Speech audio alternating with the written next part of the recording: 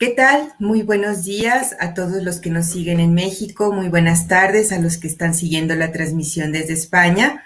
A nombre del Cuerpo Académico de Cultura Novohispana de las universidades UPAEP y de la Universidad de Extremadura, les damos la más cordial bienvenida a esta séptima sesión del ciclo de conferencias 300 años de Novohispanidad.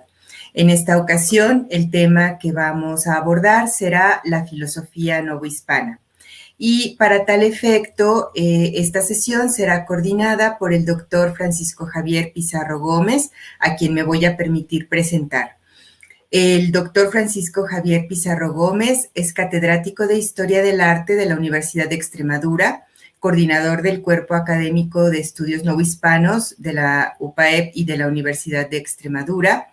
Es director del Grupo de Investigación Extremadura y América de la Universidad de Extremadura, especialista en patrimonio artístico extremeño e iberoamericano, siendo investigador principal de diferentes proyectos de investigación I+D en México.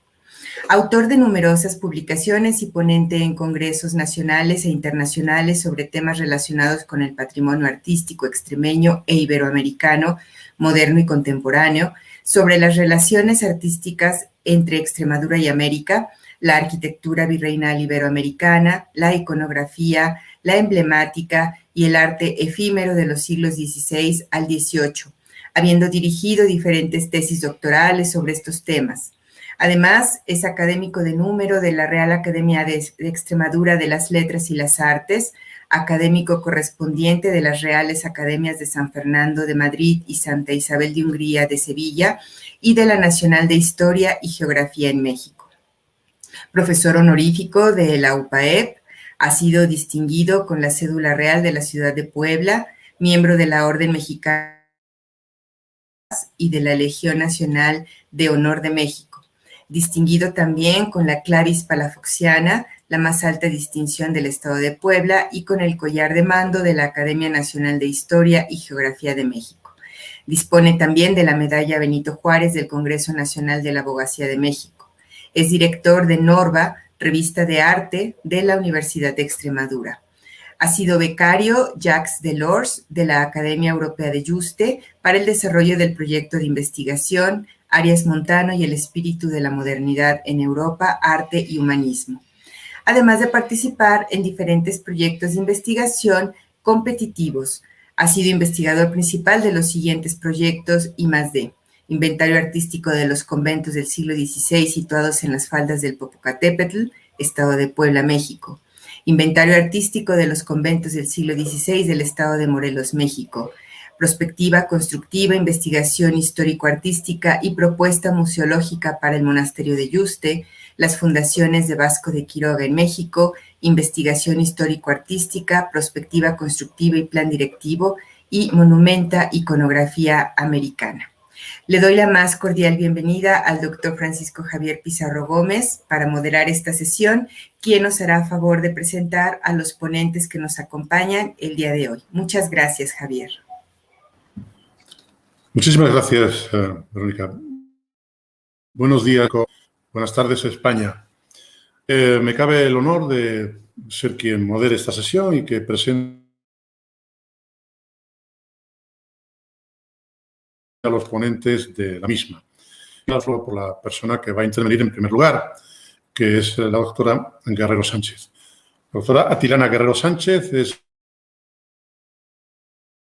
licenciada en Filosofía por la Universidad Complutense de Madrid y doctora en Filosofía por el Cuerpo de Profesores de Enseñanza Secundaria de Filosofía de la Universidad de Extremadura, compañera, por tanto, de faenas y fatigas de quien les habla, investigadora asociada de la Fundación Gustavo Bueno. Es autora de un libro muy importante, Pedro Sánchez de Acre, un ortodoxo español, que publicó en el 2018 y ha publicado numerosos artículos en revistas especializadas. Ha participado en la Escuela de Filosofía de Oviedo, una ciudad con la que tiene lazos importantes, en los cursos de verano de filosofía de Santo Domingo de la Calzada. Es vocal de la asociación Nódulo Materialista, esa asociación que tiene como fin de acción filosófico, y miembro del Consejo de Redacción del órgano de difusión de ese nódulo materialista, como es la revista el Cató Blepas.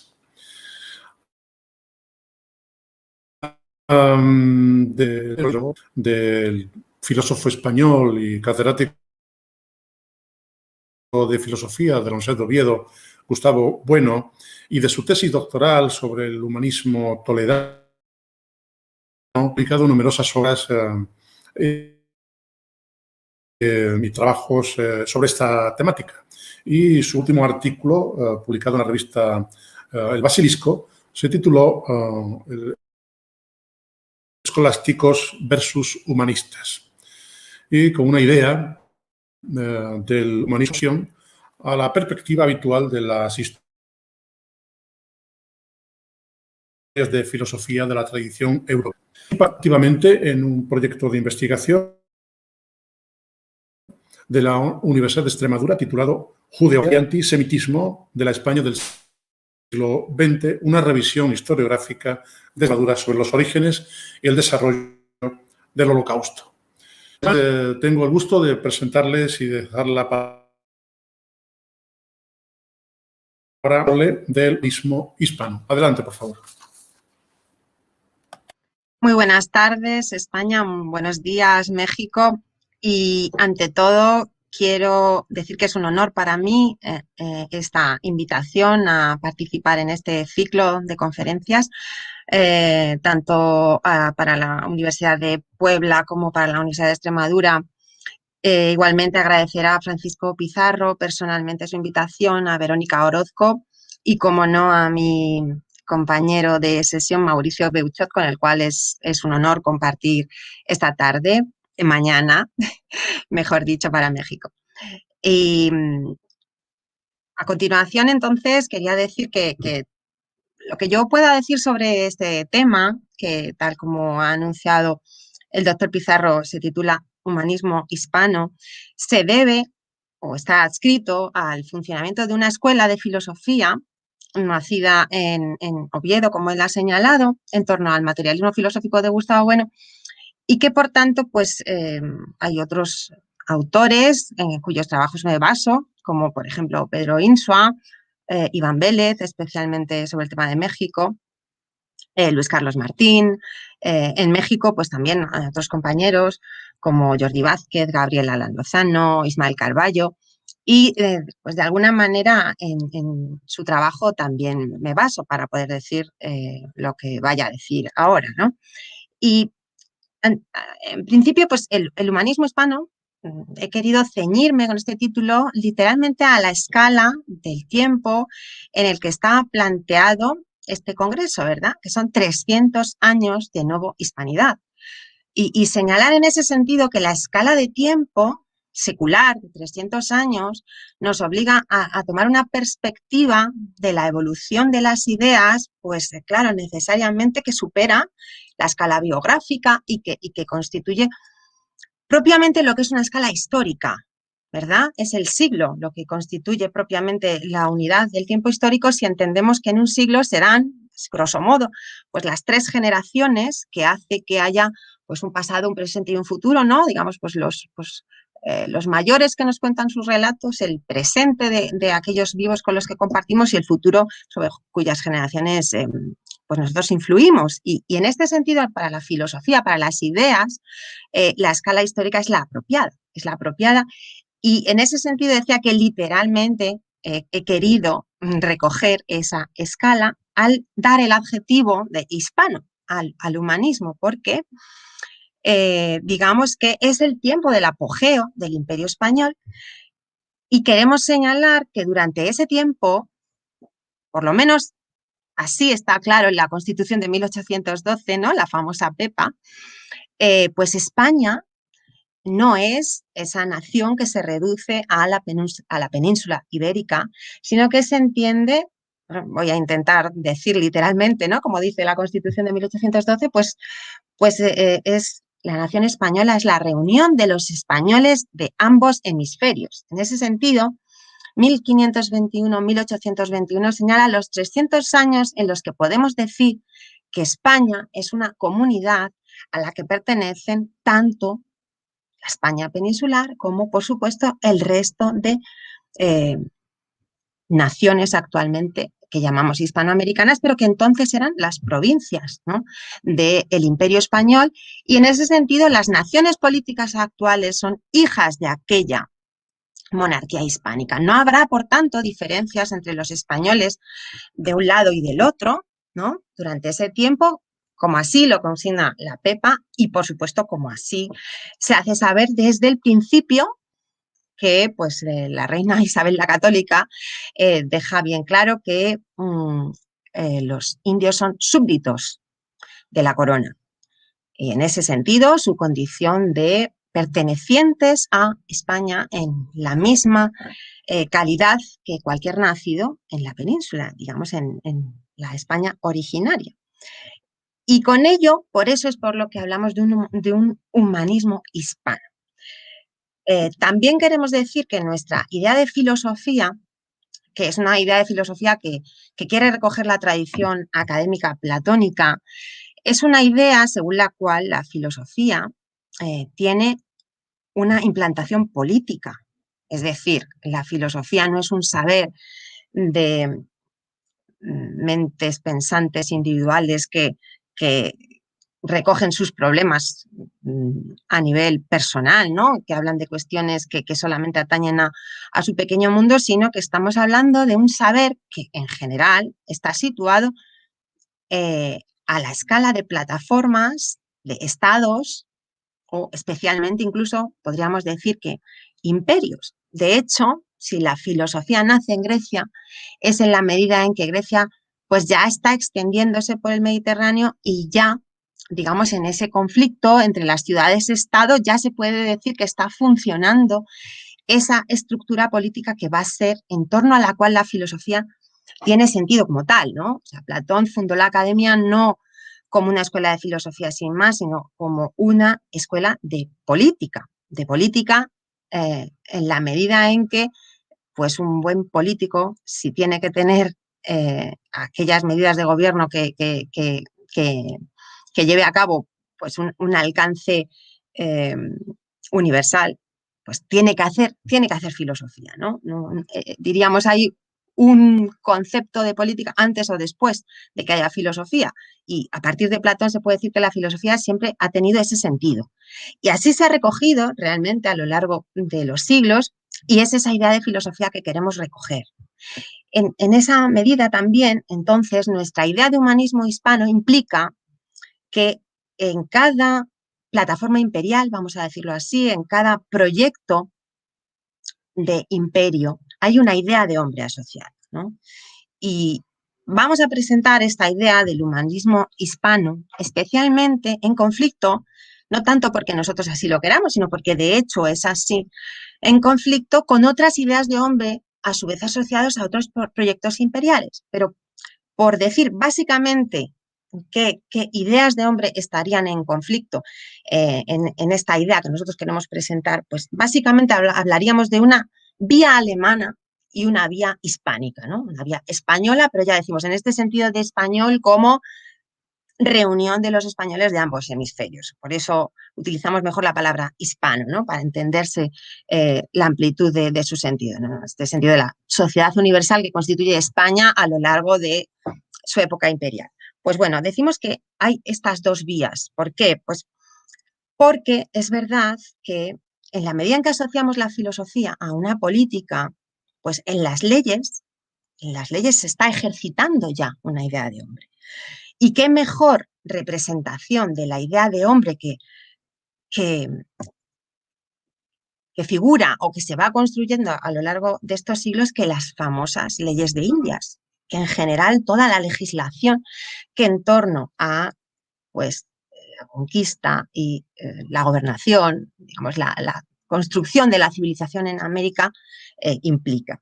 Bueno, pues esta idea de hombre decimos, pues supone que la filosofía es un mapa mundi, una manera de estar en el mundo frente a otros que nos sitúa y que hace que pues, el hombre no sea un ente abstracto, sino que suponga determinados contenidos, determinadas ideas que se instauran y pues a lo largo del tiempo, o sea, poco a poco, tal y como podemos ir viendo en ese desarrollo de la legislación de Indias, pues el primer contacto, digamos, pues supone dar soluciones ante la realidad que suponían, ¿no? Esos nuevos hombres entonces descubiertos con los que no se contaba y que, como decimos, pues en 1821 pues ya veamos la madurez de unas naciones, una nación que con pleno derecho puede decirse independiente, no tanto por un acto violento, digamos, de independencia respecto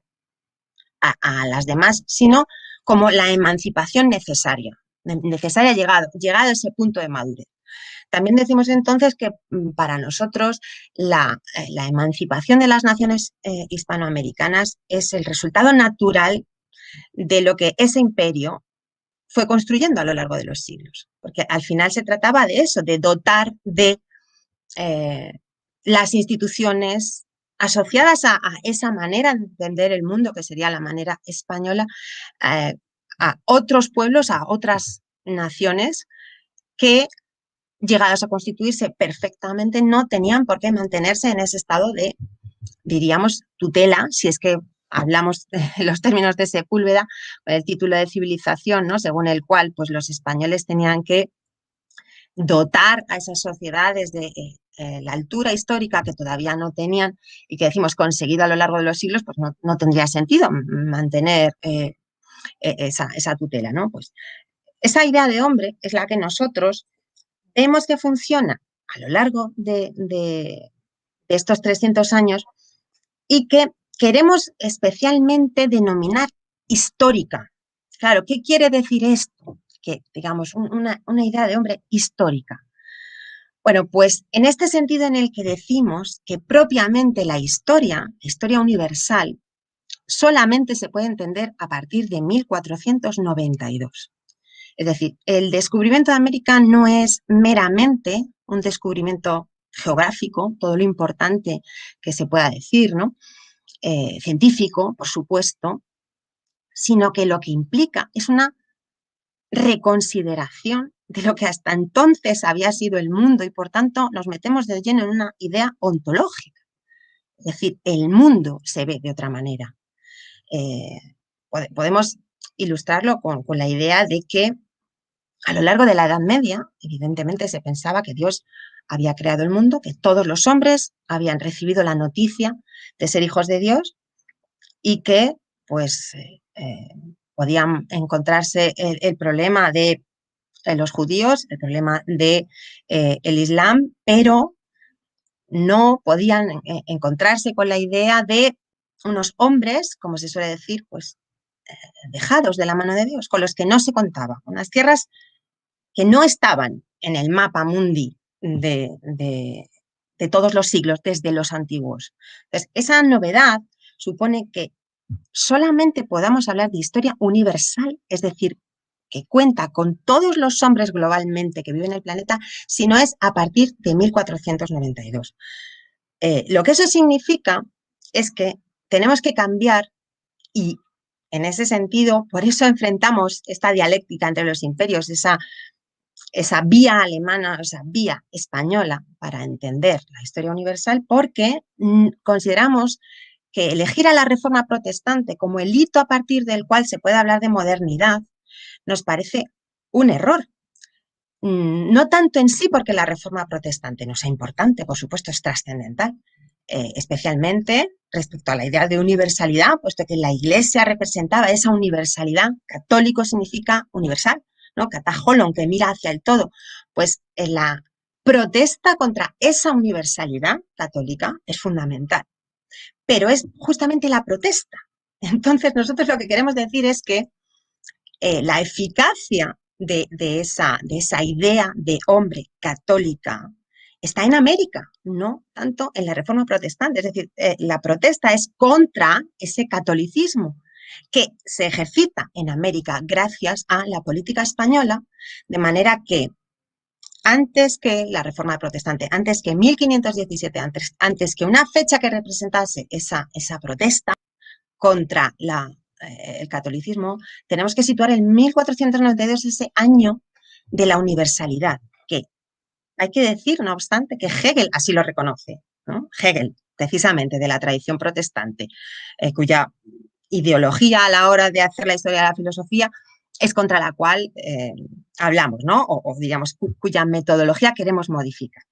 Bueno, pues esa idea entonces de que la modernidad representa un tiempo en el que el hombre, pues, digamos, se libera de la oscuridad de la Edad Media, que pues gracias a la Ilustración la ciencia avanza, se expande. En general, o sea, la idea de la Ilustración es algo que tenemos que modificar, que analizar en sus justos términos y ver que realmente podemos hablar del mundo moderno exactamente a partir de que América forma parte de los planes que en ese momento estaba llevando a cabo el Imperio Español, de cuya constitución pues podemos decir que la idea del mundo cambia.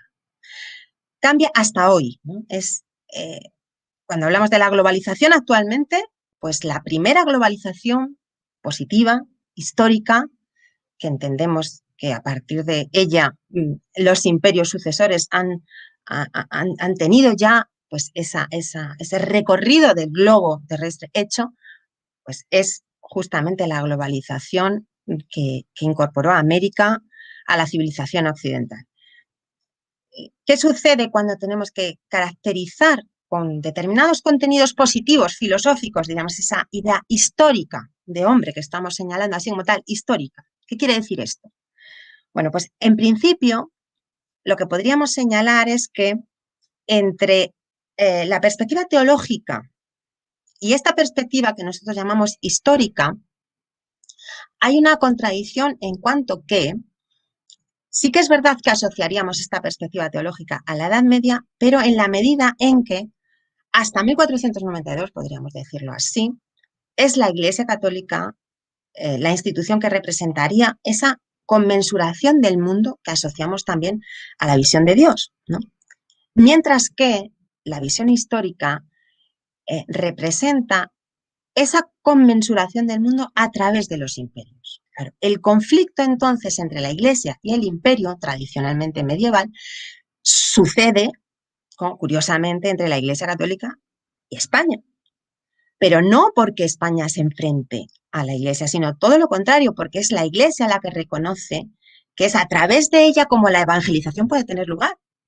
Claro, lógicamente, pues digamos, la movilización que supone para una sociedad incorporar todo un continente, ¿no?, a lo largo de esos 300 años es increíble, ¿no? Jurídicamente, económicamente, o sea, todas las categorías que podamos introducir que se necesitan para levantar una sociedad a la altura de en ese momento el mundo occidental, pues hay que tenerlas en cuenta.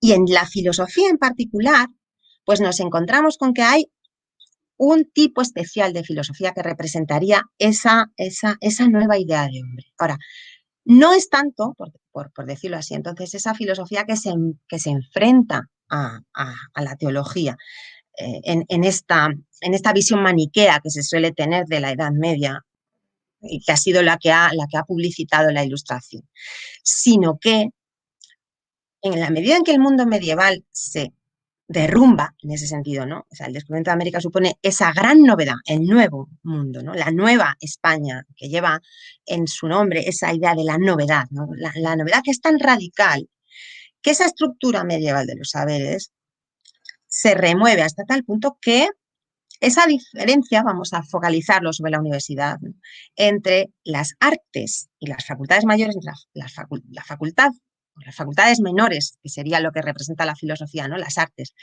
y las facultades superiores, derecho, teología y medicina, se modifica.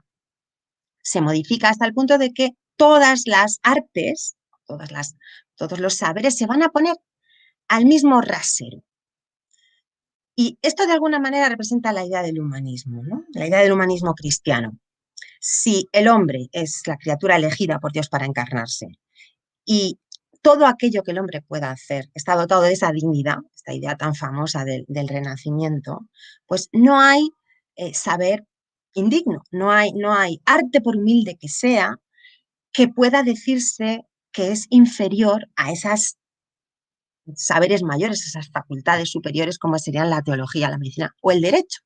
Claro, especialmente la cosmografía, la navegación, las artes matemáticas en cuanto que aplicadas justamente al descubrimiento, ¿no?, a la conquista del mundo, van a hacer que se revolucionen, ¿no?, esos saberes.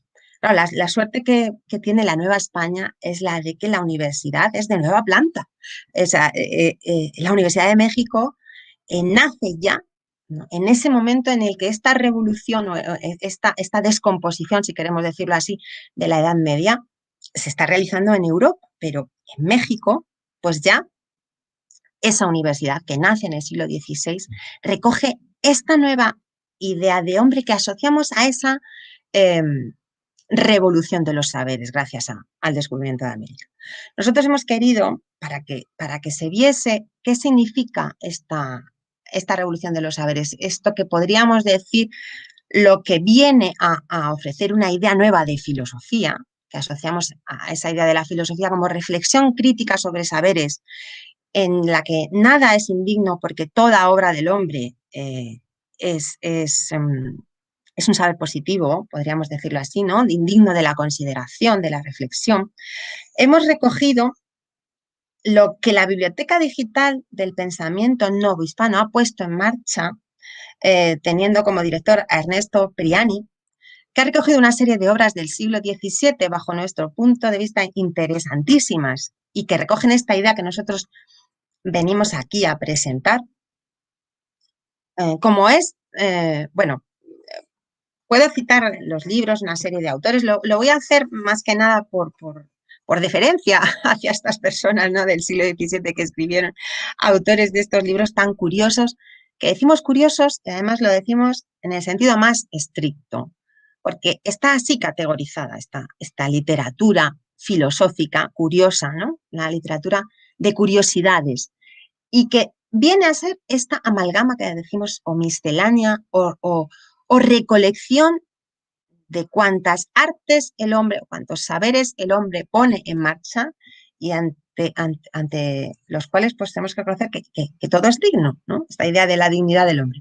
Por ejemplo, de Agustín Farfán, Tratado de Medicina, de Diego Rodríguez, Tratado General de Relojes de Sol, Enrico Martínez, Repertorio de los tiempos, Historia natural de esta Nueva España. Aquí, esta idea del tiempo que hemos asociado a esta idea del humanismo hispano se pone de manifiesto constantemente.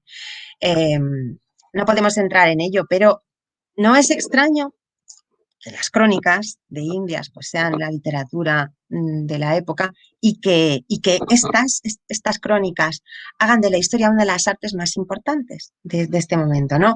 Hay uno de ellos, muchos autores, ¿no?, recogen la idea de que después del nacimiento de Cristo, pues el evento más importante, el hito más importante histórico es el descubrimiento de América.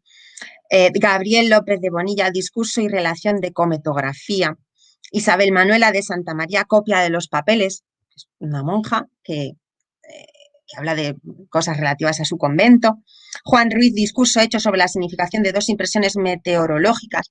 Hay aquí una serie de obras que recogen el evento de un cometa que tuvo lugar en la época, 1600, no me acuerdo, y es muy curioso cómo hay una serie de autores que tratan sobre estos cometas, ¿no?, y se dice, pues, en México se avistó este cometa y dan interpretaciones sobre esta visión de los cometas y en ese sentido es como que reivindican la acción de México para la ciencia, e igual que el cometa se puede ver desde Europa, pues se ve desde México, ¿no? Entonces el significado que tiene para ellos la exposición de esta, ¿no?, de esta visión del cometa Es muy interesante. Pero en general queremos recoger esta idea de del interés que hay por cualquier saber, ¿no? Por el saber positivo. Libra astronómica y filosófica de Carlos de Sigüenza y Góngora. Almanaque y lunario de don Carlos Sigüenza y Góngora. Esta idea de los almanaques es típica de este tipo de obras que representan en torno al tiempo, pues todos los eventos, no ya solo del buen tiempo para los cultivos o lo que implica la meteorología para la agricultura, sino que va ligado también a la medicina, pues junto a recetas de fármacos. Esta literatura que llamamos curiosa y que en esta biblioteca del pensamiento novohispano tenemos justo los ejemplares perfectos para entender en qué consiste. No sigo leyéndolos, bueno, quiero decir, pues Diario de viaje de Cádiz a México, de Luisa María del Rosario de Ahumada y Vera, Marquesa de las Amarillas, Juan de Barrios, Verdadera Medicina, Cirugía y Astrología, esto es, ¿no? Verdadera Medicina, Cirugía y Astrología. Esta visión naturalista, ¿no?, de la realidad, que nos hace preocuparnos tanto por la historia moral como por la historia natural, típico título, ¿no? Historia natural y moral de las Indias de José de Acosta, es lo que queremos recoger. Es esta idea según la cual pues la filosofía consiste en la reflexión crítica sobre los saberes, ¿no?, como saber de segundo grado, que hace que veamos en este tipo de obras lo que propiamente va a constituir, pasado el tiempo, ya en el siglo XVIII, el género por antonomasia de la filosofía, y cuyo representante para el español tenemos en el padre Feijoo. Decir también, entonces, en ese sentido, que la plataforma de nuestra filosofía es la lengua, es el español, y no encontramos tanto una diferencia entre la filosofía que se puede hacer en España o la filosofía que se pudiera o se pueda hacer en México, porque hablamos la misma lengua y hemos escrito en la misma lengua, y es la lengua filosófica para nosotros por antonomasia, que recoge una tradición además antiquísima, cosa que entonces también podemos terminar diciendo que frente a la vía alemana hemos de reivindicar, porque hay cierta especie, ¿no?, de esta metodología negra, se ha practicado la leyenda negra contra la historia de la filosofía, llegando a pensar los propios españoles, y esto Ortega y Gasset, ¿no?, así lo pensaba, que la filosofía no es una planta que nazca en España de forma natural.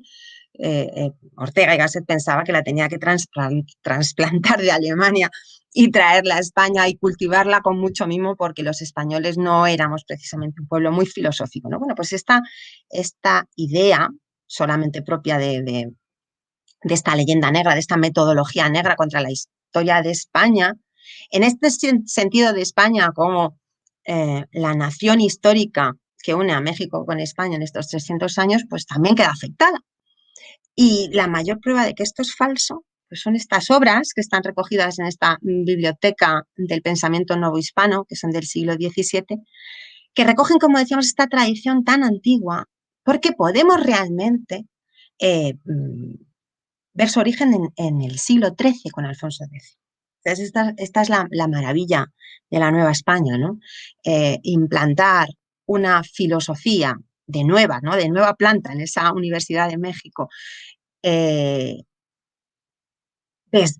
recoge, digo, esta tradición desde el siglo XIII, y que no podamos decir entonces que se note ninguna diferencia entre una universidad y otra, entre la Universidad de Salamanca, por ejemplo, y la Universidad de México. También querría terminar diciendo que yo tuve la suerte de conocer a Pedro Sánchez de Acre gracias al director de mi tesis, Gustavo Bueno Sánchez, que fue compañero de estudios en la escuela del maestro Alejo Venegas en Toledo, ya que Francisco Pizarro ha tenido la gentileza de presentarme y contarlo, de nada menos que el primer rector de la Universidad de México, Francisco Cervantes de Salazar. Figura o personaje que representa también este tipo de literatura filosófica curiosa, que llamamos así curiosa, porque así la han denominado los filólogos, ¿no?, porque están interesados por todo. Es decir, no hay saber que quede fuera del ámbito del interés de la reflexión. ¿no? No hay artes mayores y menores, pero es que especialmente, ¿no? Especialmente querríamos decir, podemos dar una definición de hombre asociada a este humanismo hispano, que estamos recogiendo pues esta condición de este interés por todos los saberes que representaría esta nueva universidad de la Edad Moderna. Pues sí, ¿no? Es literariamente la que queda recogida en el Quijote, por ejemplo, ¿no? El hombre es hijo de sus obras. Esto es a lo que llamamos propiamente la filosofía católica, ¿no? El hombre no es nada antes de reconocer que ha hecho, ¿no? Esta es la idea de la virtud, no ligada a la sangre, sino a las obras, la salvación por las obras del catolicismo. Pues esta idea de hombre es la que queremos reivindicar de este humanismo hispano, subrayando esta condición, si queremos, paradójica de esta definición, porque, claro, el que el hombre sea hijo de sus obras quiere decir que hasta que no actúa, hasta que no hay un resultado, no le podemos llamar hombre. Y esto es justamente aquello que se planteó en torno a las leyes de Indias, ¿no? Hay una condición humana que, en virtud de determinadas instituciones, podemos decir que es recta o que está degradada. Y cuando en torno en general, pues la política del Imperio Español en América se han vertido tantas, podríamos decir, injurias o, bueno, digamos, estas ideas propias de la metodología negra, ¿no? Como hemos dicho, asociadas a la leyenda negra, según la cual pues, los españoles cometieron abuso, bueno, por no hablar de genocidio, etcétera, etcétera. Bien mirado, el ejercicio de esta idea, ¿no? El hombre es el hijo de sus obras. Lo que hace es que todos los hombres podamos ser iguales cuando no miramos a nuestra condición individual, ¿no? Humana, física, que propiamente sería la visión racista. Por cierto, no vamos a decir asociada a la vía alemana necesariamente, pero desde luego sí, de triste memoria reciente, ¿no? Con el Holocausto, pero tampoco solamente en el espíritu. El protestantismo, ¿no? El hombre se salva por la fe, ¿no? No solamente la fe basta, hay que actuar. Bueno, pues esta idea de que el hombre es el resultado de sus obras, ¿no? Hijo de sus obras, que no solamente está en el Quijote, que por supuesto está en toda la literatura del Siglo de Oro, pero lo más importante, que está en las leyes de Indias, que está en la propia legislación hispana, es con la que queremos caracterizar esta idea de hombre. No precisamente muy reconocida. No, la reivindicamos no tanto por auto bombo, no porque tengamos que mirarnos al ombligo, sino porque realmente, en general, la antropología filosófica, tal y como se recoge en el presente, pues no suele tener en cuenta, ¿no? Una idea de hombre propia del imperialismo español, porque parece que el imperialismo siempre está asociado al abuso, a la depredación, a todo aquello que implica pues, la esclavitud, y nada más lejos. Tenemos que reconocer entonces que hay diferentes formas de imperialismo, pero que básicamente podríamos decir que el imperialismo depredador se enfrenta al imperialismo generador, que representaría este papel de España en América, y que podemos decir que nada más representativo de esta idea del imperialismo generador, de esta novedad que representa que España tenga un espejo al otro lado del Atlántico llamado Nueva España. Una Nueva España a la que, por fijarnos en el personaje compañero de Pedro Sánchez de Acre, hemos dicho, ¿no? Fernández de Salazar, Francisco Cervantes de Salazar, pudo ser rector de esa universidad en pleno siglo XVI, ¿no? Digamos, trasladado de Toledo a México en el mismo siglo, ¿no? ¿Cuántos siglos tardó Inglaterra en hacer una universidad? ¿Cuáles son de qué siglo datan las primeras universidades del Imperio inglés? Bueno, pues a eso nos referimos, ¿no? Esa idea de ese traslado de las instituciones, no de Europa, digamos, Europa todavía no estaba constituida políticamente, ni siquiera todavía aún lo está, ¿no? Sino de España, a la nueva España, es esta idea de hombre que queremos reivindicar y que llamamos humanismo hispano.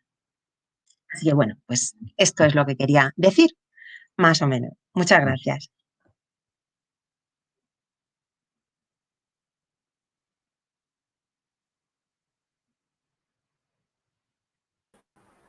Muy bien, muchísimas gracias, Atilana, por una brillante, muy interesante presentación del tema del humanismo hispano, acotado a unos aspectos de gran interés. Bien. Seguidamente tengo el honor de presentarles al siguiente ponente, que es el doctor Mauricio Besó Puente.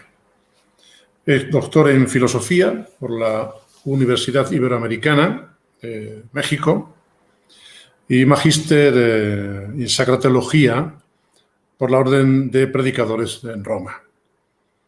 Fue profesor, ha sido profesor del Departamento de Filosofía de la Universidad Iberoamericana y ahora lo es en la Facultad de Filosofía y Letras de la UNAM de México.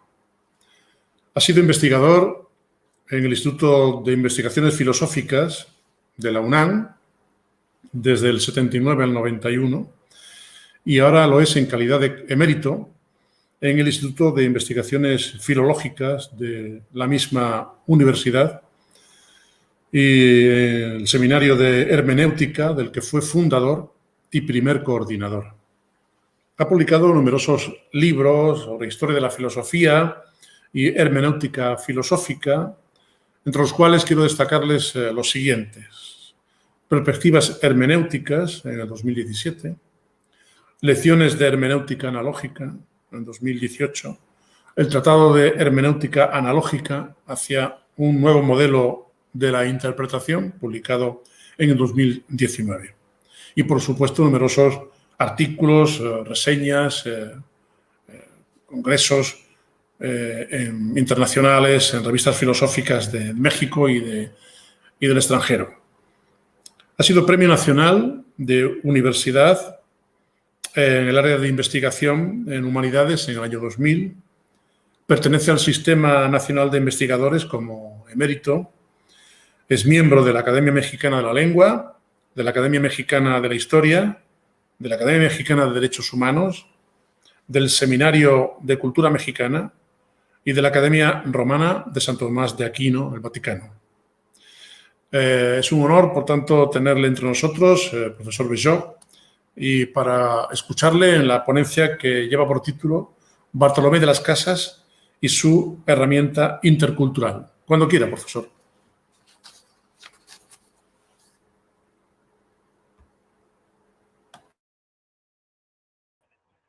Muchas gracias.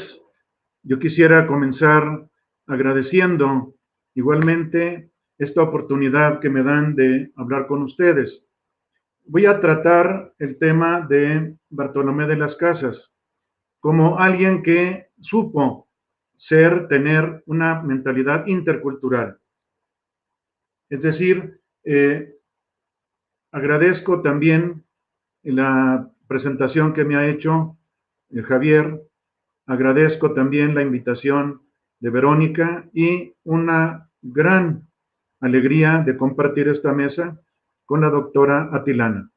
Y hablo entonces de Bartolomé de las Casas, que nació en 1474 o 1484 y murió en 1566. Unos breves datos nada más para ubicarlo. Él llega a América, a la isla española, como doctrinero, es decir, como catequista, y también recibió repartimiento de indios, es decir, llegó también como encomendero. Pero cambió. Lo cambió la situación de los indígenas, lo cambió también la predicación de Montesinos, este dominico que en la misma isla española muy pronto dijo que acaso los indios no eran hombres, porque se les trataba casi como animales. Y Bartolomé de las Casas cambió. Es cierto que también se le ha acusado de que pidió que trajeran negros a América, a las Indias, pero era porque veía que los indios estaban acabándose, que estaban con peligro de diezmarse por los trabajos tan pesados que tenían que llevar a cabo. De hecho, muy pronto se arrepintió de haber pedido que se trajeran a los negros africanos a las Indias y se dedicó también a defenderlos. Defendió tanto a los indígenas como a los mismos negros. A los negros está sin duda, es innegable que los defendió, que se arrepintió muy profundamente, por lo que escribe acerca de la trata de negros en su monumental Historia de las Indias, que ha sido publicada en 3 tomos aquí en México. Pero también defendió a los indígenas, y es lo que quisiera relevar, que lo quisiera poner de relieve en esta charla, en la apologética Historia Sumaria, un libro muy grande también, de sumario no tiene nada, es un libro muy extenso, lo publicaron en la UNAM en 2 volúmenes el doctor O'Gorman por el año 67, por allí, y allí hace una observación muy interesante, es decir, compara la cultura indígena con la cultura griega y romana. Es como lo vemos de una manera bastante fehaciente, que Bartolomé de las Casas reunió en sí mismo tanto la filosofía escolástica como la filosofía humanista. Estamos entonces en continuación de lo que nos ha expuesto la doctora Guerrero Sánchez. Bartolomé de las Casas fue escolástico y humanista. De hecho, lo fueron muchos en la Nueva España. Él no fue catedrático, él no fue académico, él fue más bien un filósofo que podríamos llamar profeta, o como lo llama un querido amigo mío, Enrique Dussel, lo llama filósofo de la liberación, no tanto de la universidad, pero también allí hubo otros que siguieron tratando de incorporar el humanismo con la escolástica. Por ejemplo, Fray Alonso de la Veracruz, uno de los primeros catedráticos, un agustino, y después también Fray Tomás de Mercado, otro catedrático no tanto de la universidad como de colegios que hubo en la Nueva España, que también supo plegarse, asimilar lo que estaban brindando los filósofos humanistas a su formación tradicional escolástica. De modo que Bartolomé de las Casas tiene también una vena muy fuerte humanística. Él, de hecho, cuando iba a interceder por los indígenas americanos a España, se reunía con muchos que estaban con Carlos V, que habían pertenecido al grupo, al entorno de Erasmo, de Rotterdam. Recordemos que Carlos V venía de esos países nórdicos, ¿verdad? De Flandes, de Alemania, que ni siquiera sabía bien el español cuando llegó a España. Y allí Bartolomé de las Casas pudo reunirse con gente del círculo de Erasmo de Rotterdam y aprender muchas ideas del humanismo que trató de poner en práctica en la Nueva España. En concreto, conocía la utopía de Tomás Moro, la compartía con el obispo Zumárraga, la compartía con el obispo Garcés, la compartía con el obispo Vasco de Quiroga, que Vasco de Quiroga también, y de manera muy fuerte, y con más éxito que Bartolomé de las Casas, trató de plasmar la utopía de Tomás Moro en la Nueva España. Y lo hizo, como sabemos, en sus famosos hospitales pueblo, que llevó tanto en México como sobre todo en Michoacán. Pero en el caso de Bartolomé de las Casas también hizo experimentos sociales, solo que no triunfaron. Él trajo campesinos de España para que enseñaran a los indígenas de acá cuestiones de agricultura, de ser artesanos, etcétera, pero no prosperó. En cambio, don Vasco de Quiroga tuvo más éxito en sus hospitales pueblo, que eran un intento de plasmar aquí en México la utopía de Tomás Moro. Pero yo veo sobre todo en Bartolomé de las Casas este ideal humanista, además de la formación que él tenía como clérigo y dominico de Santo Tomás, o sea, tomista, escolástica, la incorporación que hace de la filosofía humanista en pleno siglo XVI. Se ve de manera muy especial en este libro que he mencionado, también en otros como el de Unico Vocationis Modo, etcétera, pero sobre todo en la apologética historia sumaria. Es una historia no sumaria, sí, sumaria sería somera, pequeña, corta, no, es muy amplia, es muy llena de contenido, de mucha información que nos da de la cultura de los indígenas. Es uno, por eso también ha sido visto Bartolomé de las Casas como uno de los primeros antropólogos sociales, no solamente antropólogo filosófico, sino de antropología social. Es apologética esta historia porque trata de reivindicar a los indígenas, la cultura de los indígenas, como una cultura comparable a la de griegos y romanos. Los españoles y los europeos que venían a la Nueva España traían el humanismo europeo. Pero Bartolomé de las Casas está señalando el humanismo indígena. Es decir, que es algo también que ha querido reivindicar mi querido amigo Enrique Dussel. Para los indígenas, hubo un humanismo indígena. Hubo una filosofía indígena en toda la historia de México, concretamente en la Nueva España, que podemos decir que de alguna manera hizo mestizaje, lo cual es muy interesante, mestizaje con la filosofía europea.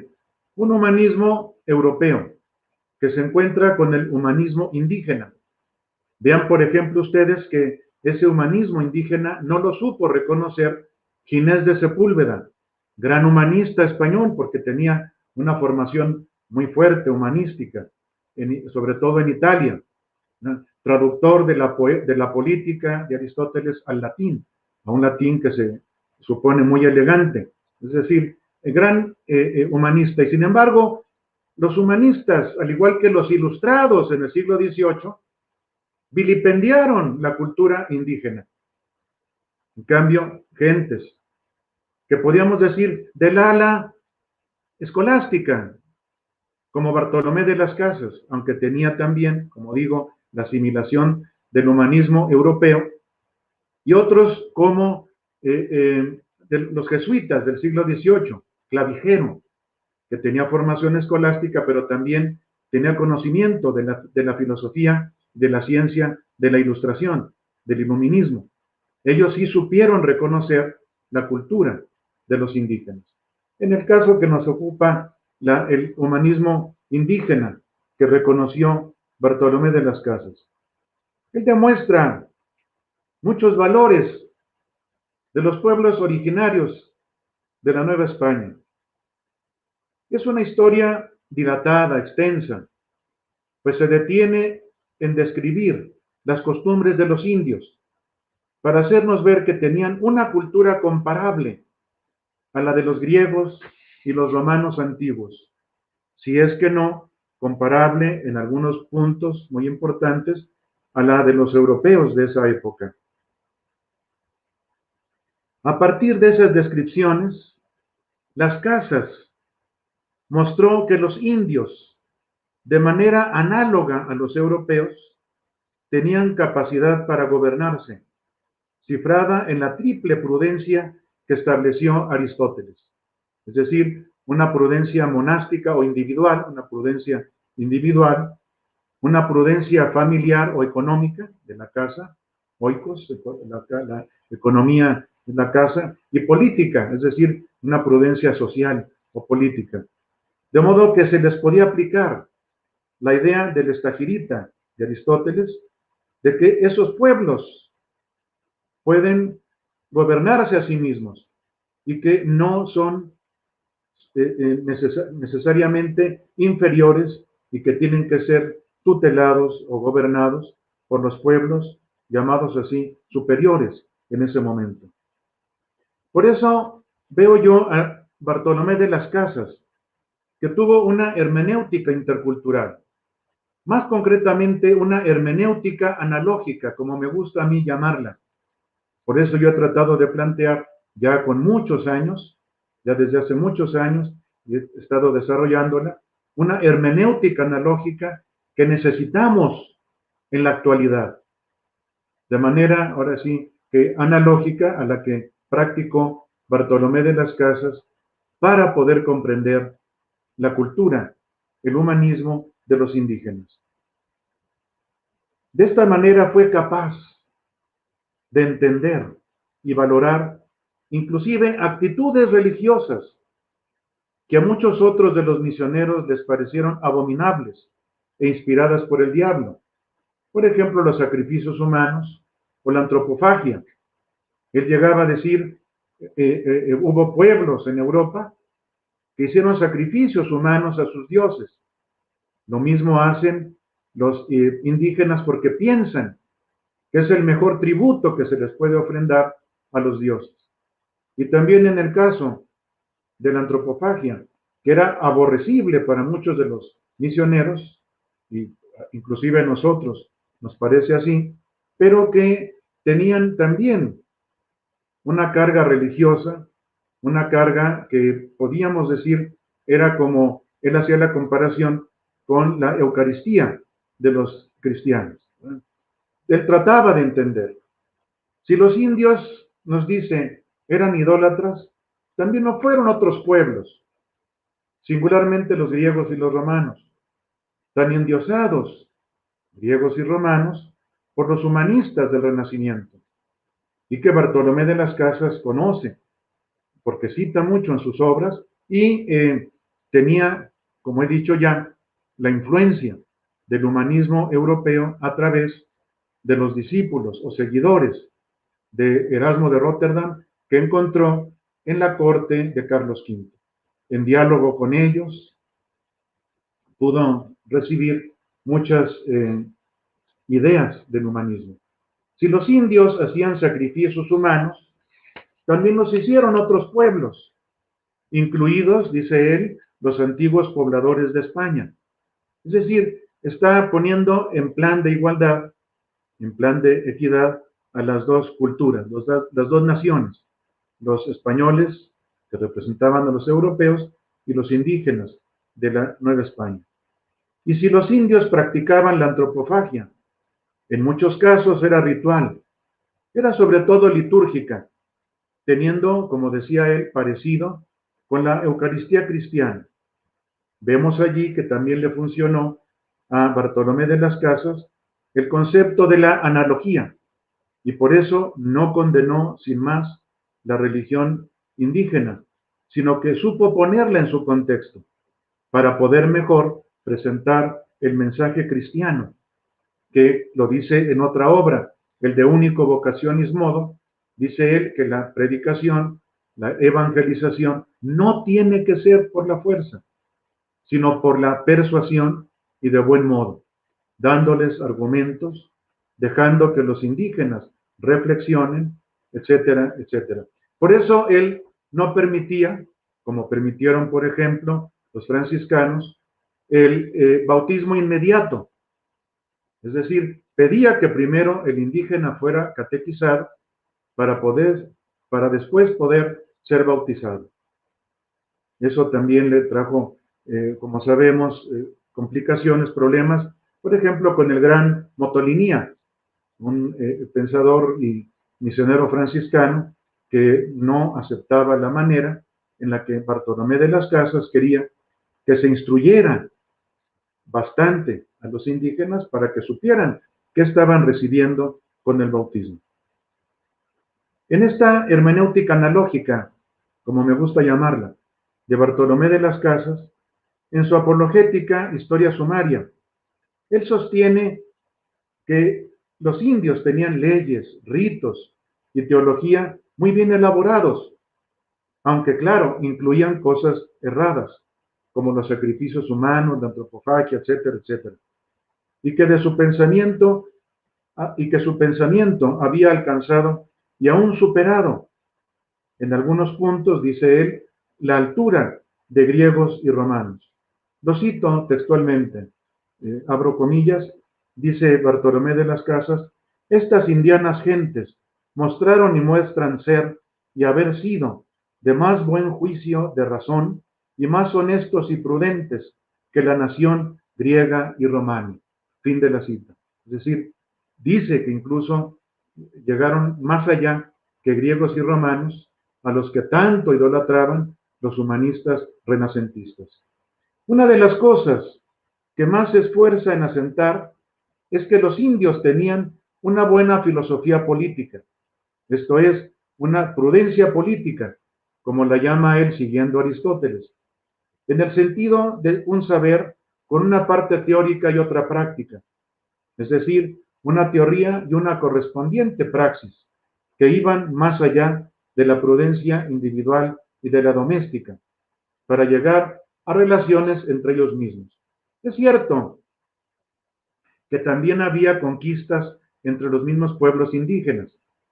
De hecho, los aztecas se distinguieron por eso. O, por ejemplo, también las caltecas fueron tributarios de los aztecas, por eso se pusieron a las órdenes de Cortés para ir en contra de ellos.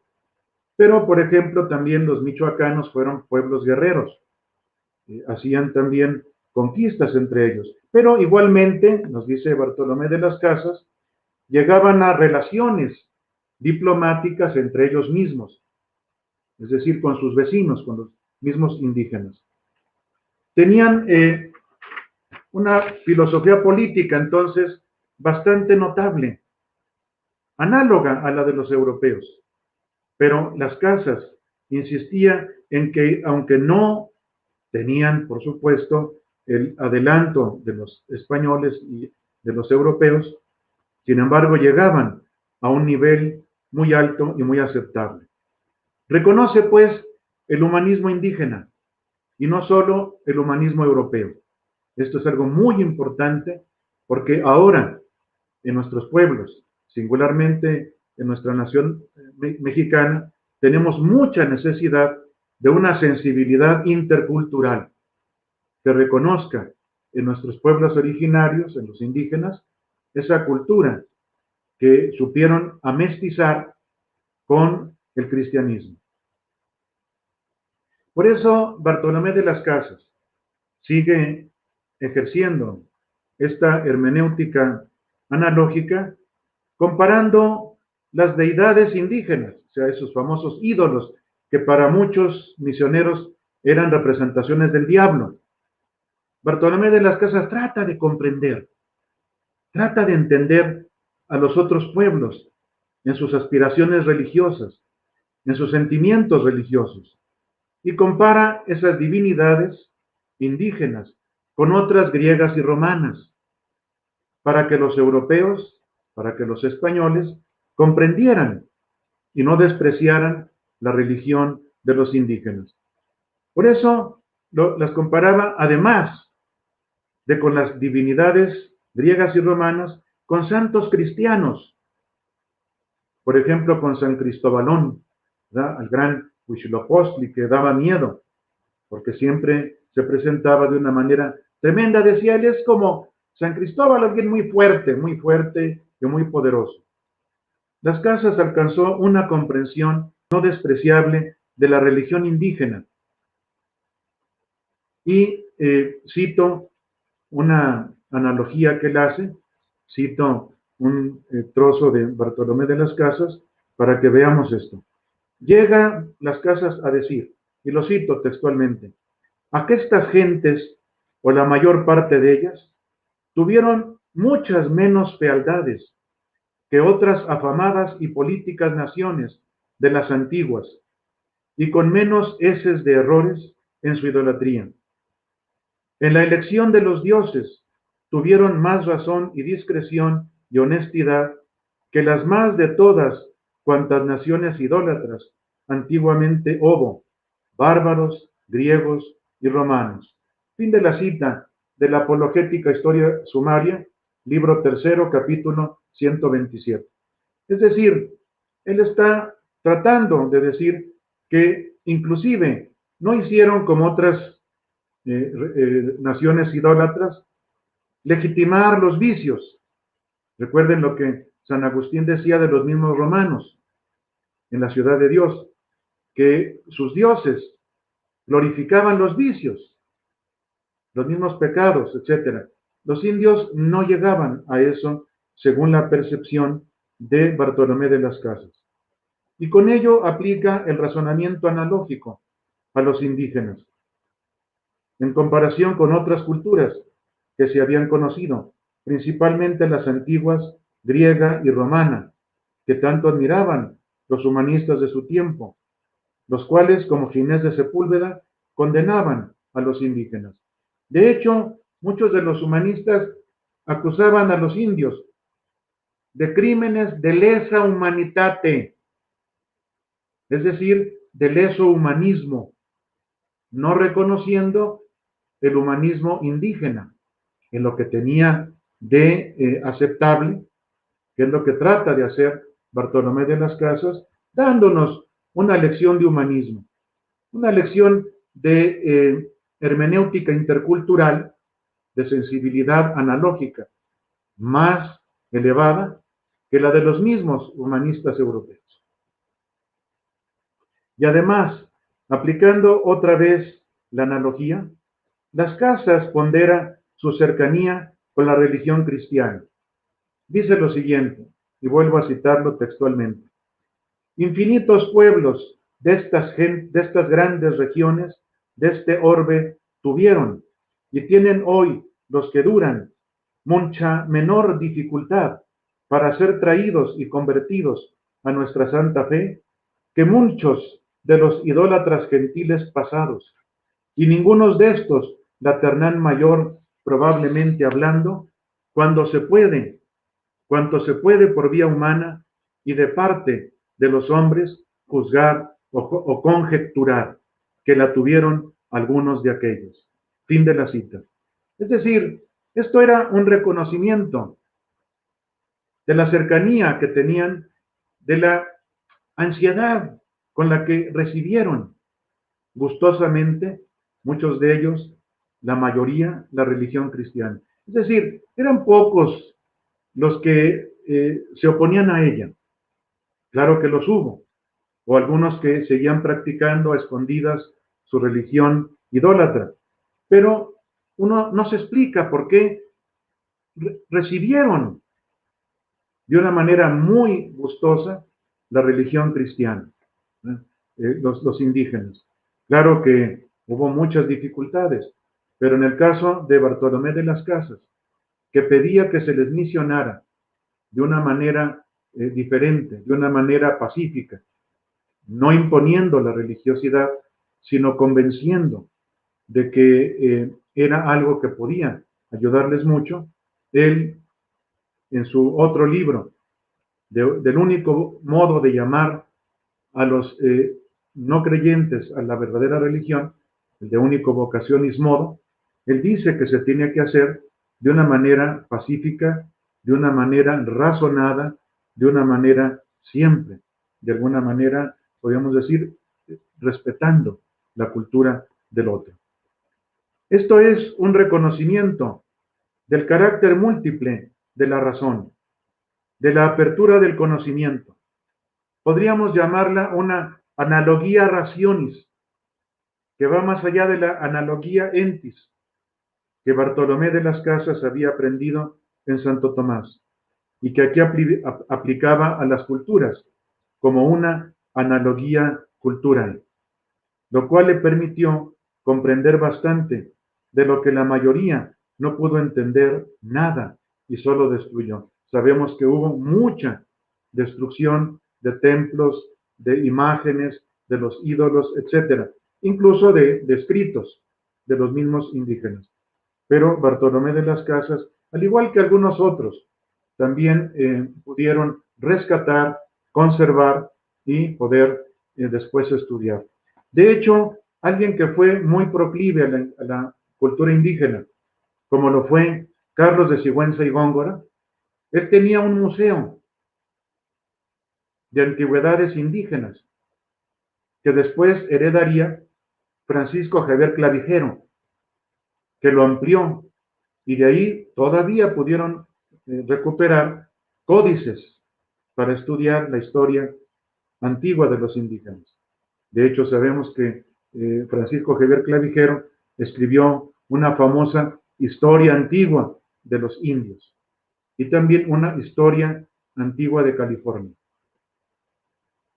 Según las Casas, los indios eran capaces completamente de raciocinio, dentro de una racionalidad analógica, es decir, razonaban de manera diferente, pero dentro de la misma racionalidad humana, que no se reducía unívocamente a la razón europea, ni escolástica, ni humanista renacentista, siendo esta última la que los condenaba, más que la escolástica, a través de Ginés de Sepúlveda, que fue el gran enemigo de Bartolomé de las Casas y que él quería que siguieran siendo unos pueblos reducidos por los europeos para que continuara ese sistema de las encomiendas.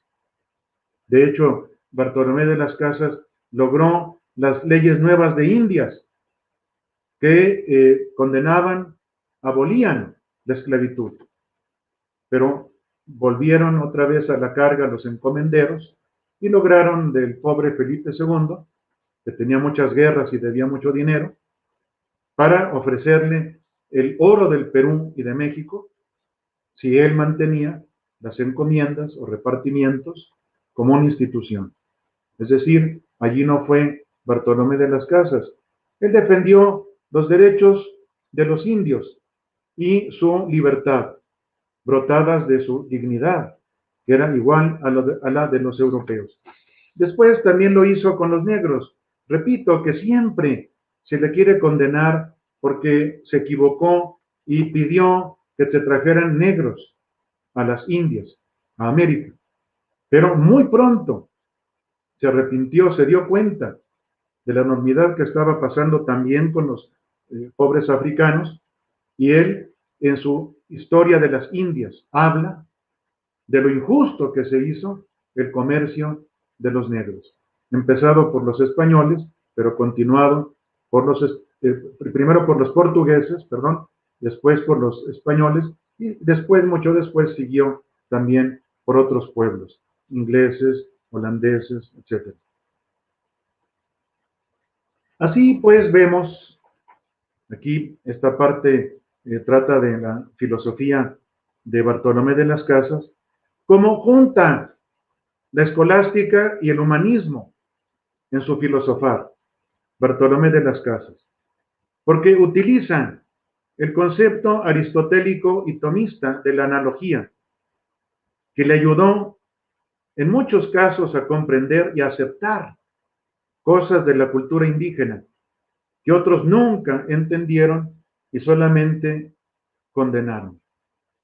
Pero también criticó y rechazó varias cosas, igualmente por el razonamiento analógico, que le parecieron contrarias al derecho natural, que es lo que ahora llamamos derechos humanos, ¿verdad? Inclusive los sacrificios humanos y la antropofagia, pero decía, primero hay que dialogar con ellos, es decir, un diálogo intercultural para hablarles de estos derechos humanos que ciertamente van a aceptar, como de hecho lo hicieron. En nuestros pueblos indígenas existe la noción de derechos humanos, solo que en la actualidad uno lo ve hasta mejores que los derechos humanos occidentales, porque son más comunitarios. toman más en cuenta a la gente, al pueblo, a la comunidad. Son más comunitaristas, por así decir, y no únicamente liberalistas o liberales o individualistas, como son los derechos humanos en la vertiente occidental, que son mis derechos. Para ellos son mis derechos, pero también de mi comunidad. Muy claramente vemos en Bartolomé de las Casas que en su apologética Historia Sumaria, en este gran libro, en 2 tomos en la edición contemporánea, Bartolomé de las Casas demuestra una gran comprensión de las ideas y valores de los naturales. Es una obra filosófica. Así lo han reconocido, por ejemplo, Enrique Dussel, por ejemplo, Horacio Ceruti, por ejemplo, Mario Magallón, seguidores de la filosofía latinoamericana. Es una obra filosófica en la que aplica una verdadera hermenéutica analógica. Yo me he inspirado mucho en él para poder plantear en la actualidad esa propuesta de una hermenéutica analógica que está sirviendo no solamente en México, sino en muchas otras partes de América Latina, principalmente de América Latina, pero también en Europa, principalmente en España, para el diálogo intercultural. Es una hermenéutica analógica, es decir, aplica la analogía para hacer ver que el otro es semejante a mí, no idéntico, pero dentro de la diferencia es mi semejante. Y por lo tanto, en el plano jurídico y político es igual a mí. Allí sí es totalmente igual. En efecto, una hermenéutica unívoca no puede ayudar a comprender al otro, a entender la cultura distinta. Va a tratar de imponer los criterios propios. Fue lo que hicieron los humanistas como Sepúlveda. Ginés de Sepúlveda era el gran humanista. Y Bartolomé de las Casas, un pobrecito misionero acá. Y sin embargo fue más humanista Bartolomé de las Casas que Ginés de Sepúlveda y otros humanistas europeos que no supieron reconocer el humanismo indígena, que no supieron valorar la cultura de los indígenas y la manera como ellos aceptaban la religión cristiana y la cultura misma europea. En efecto, una hermenéutica unívoca impone. Una hermenéutica unívoca solo admite una única interpretación como correcta, válida o verdadera. Todas las demás tienen que ser falsas, incorrectas o inválidas. Y es lo que hacían algunos de estos grandes humanistas, como Sepúlveda, que condenaron a los indígenas. Como después también grandes ilustrados, como Buffon, como Raynal, como De Pau, que condenaron a los indígenas y decían que tenían que ser gobernados por los europeos porque no tenían iluminación, ilustración. ¿Ya? De hecho, vemos, por ejemplo, cómo los propios Kant y Hegel despreciaban al no europeo. Únicamente podía haber filosofía en las colonias americanas de Estados Unidos, pero en las de los blancos, es decir, no en la parte de los indígenas de América del Norte. Por otra parte, una hermenéutica equívoca tampoco serviría, porque simplemente declararía esas conductas como incomprensibles e inconmensurables, como gusta mucho de hablarse ahora en filosofía de la cultura y en filosofía de la ciencia. Son inconmensurables, no se pueden comprender, no podemos entenderlas. Y tendrían que dejarse igual, tal cual, en aras de la diferencia. En cambio, una hermenéutica analógica fue la que hizo a las Casas decir que los indígenas estaban dando lo más preciado a sus dioses, porque a la divinidad siempre se le da lo mejor, y así ofrendaban las vidas humanas como lo más excelso para sus divinidades. Igualmente, la antropofagia era sobre todo ritual, no por mero canibalismo, al menos en el caso de los indígenas de la Nueva España, sino para unirse con la divinidad a través de la vida inmolada como en una especie de Eucaristía. Así lo dice en su apologética Historia Sumaria, el capítulo 175 en el tomo 2. Pero decía que lo hacían por ignorancia y pidió que se les enseñara a dejar de hacerlo. Es decir, por la educación, por el diálogo intercultural. Si vamos a hablar de derechos humanos a pueblos que no los conocen, y que es por ignorancia, tenemos que, de alguna manera, implementar condiciones de diálogo. Como decía, una hermenéutica unívoca no dialoga, impone su interpretación. Solo hay una interpretación válida, las demás son inválidas. En cambio, una hermenéutica equívoca tampoco sirve para el diálogo, porque para ella da lo mismo todo. Es un relativismo extremo. Todas son iguales y por lo tanto no hay que hacer nada con la otra cultura, dejarla que siga como está y que cada quien haga lo que quiera. En cambio, una hermenéutica analógica no es tan cerrada como la hermenéutica unívoca. A diferencia de ella, admite no solo una interpretación como válida, sino varias. Pero a diferencia de la hermenéutica equívoca o equivocista, no admite como válidas todas, porque eso haría hacer que también fueran inválidas todas. Sería un relativismo extremo, que en definitiva es un absolutismo extremo. Un relativismo extremo se autorrefuta, se autocondena, es decir, se hace inválido él mismo. Todo es relativo. Pues también es relativo que todo es relativo. Y ya hay algo que es, de alguna manera, firme y absoluto, un principio con el cual podemos ya construir.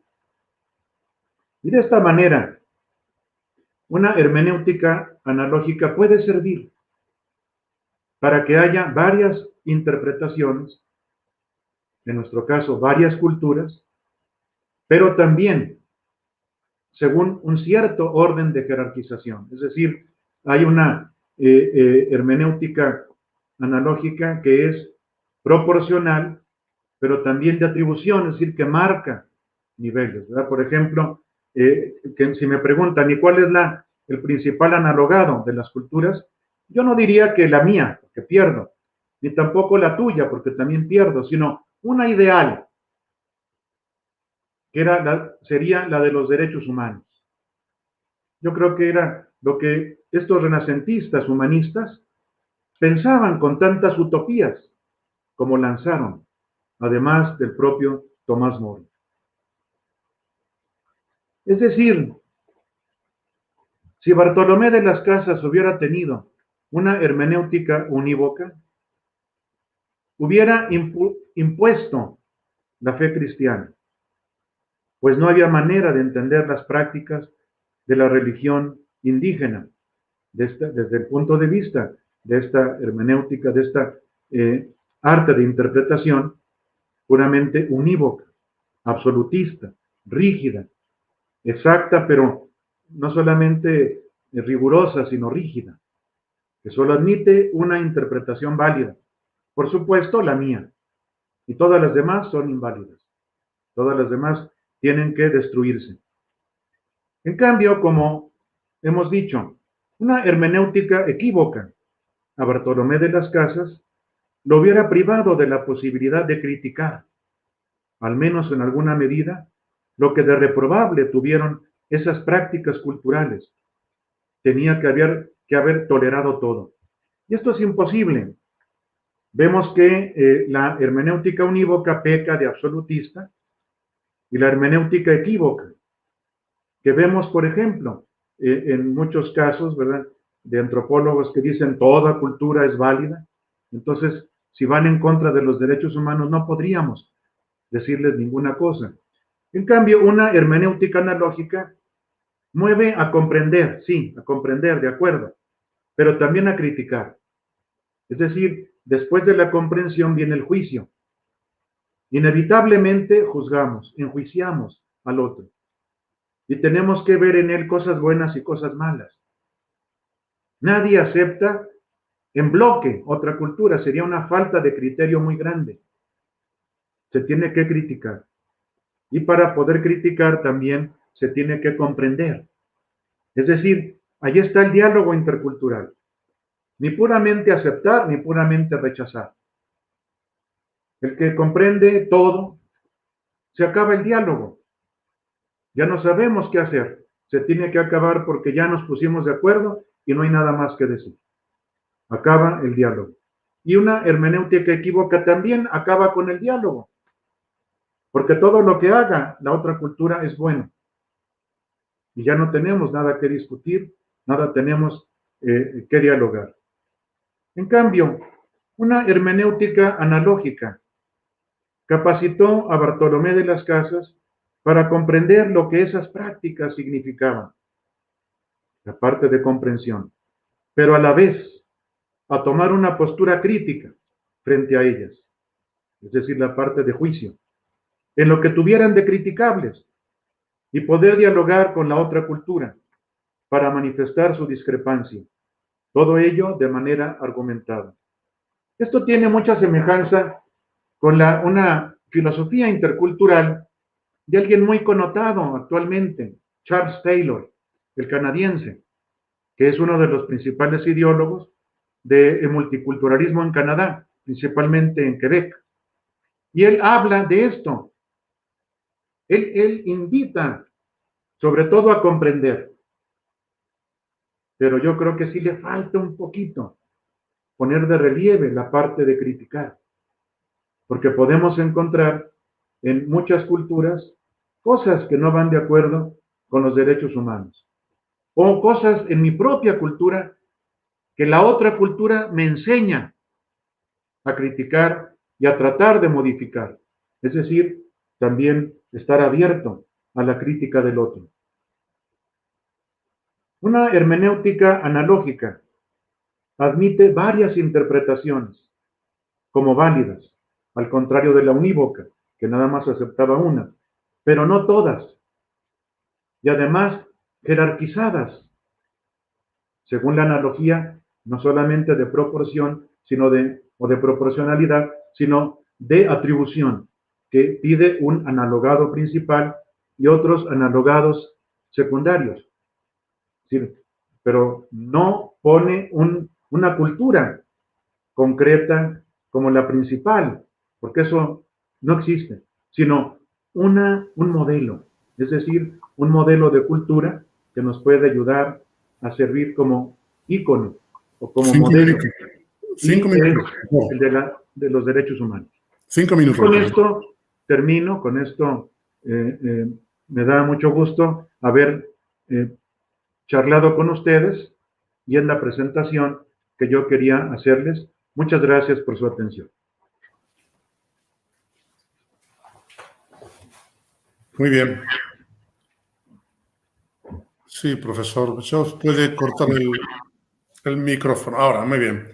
Muchísimas gracias. Han sido 2 brillantes ponencias. Estoy seguro habrán hecho pensar a los asistentes. Y, por tanto, las primeras palabras son de felicitación a ambos, ¿no? En primer lugar, y por hacer un breve resumen de lo que a lo que hemos asistido, y comenzando por la doctora Guerrero Sánchez, que inició su ponencia haciendo referencias a la escala de tiempo de estos 300 años, ¿no?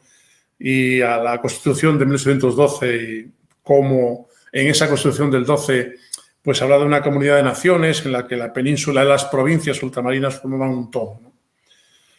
También nos ha hablado en la introducción de la idea de filosofía como una implantación política a partir de las ideas de Platón.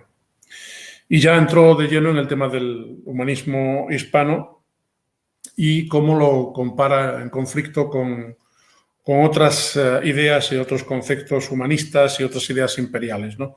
La vía alemana y la vía hispana, y cómo las leyes de Indias son una clara expresión de esa dicotomía entre dos ideas, ¿no? Dos ideas de imperio y de vías, ¿no? Por tanto. También nos habló de la Reforma Protestante y del error que suponía suponer en la Reforma Protestante el inicio de la modernidad, ¿no? La protesta, como bien decía la doctora Guerrero, pues se hace con la expansión del catolicismo, ¿no? La universalidad que se deriva del mismo, ¿no? Cuando América entra dentro de los planes del Imperio Español, efectivamente comienza la primera globalización. Nos habló también de la importancia de las artes aplicadas al descubrimiento, de la revolución de saberes que supuso, y de todo esto le llevó a esa biblioteca del pensamiento novohispano, esos libros del siglo XVII, esa literatura filosófica curiosa, la que nos decía, del tratado de medicina, de relojería, de cosmografía, como no, nos hablaba lógicamente de Carlos de Sigüenza y Góngora, y de la tradición filosófica del siglo XIII, cómo esa tradición filosófica del XIII se podía ver en la Universidad de México. Y por último concluía con esa reflexión interesantísima de el hombre es hijo de sus obras, de esa idea que efectivamente está en el Quijote, que inspira las leyes de Indias, que define el humanismo hispano y la condición humana, ¿no? Y ese imperialismo regenerador en contradicción con el imperialismo depredador, ¿no?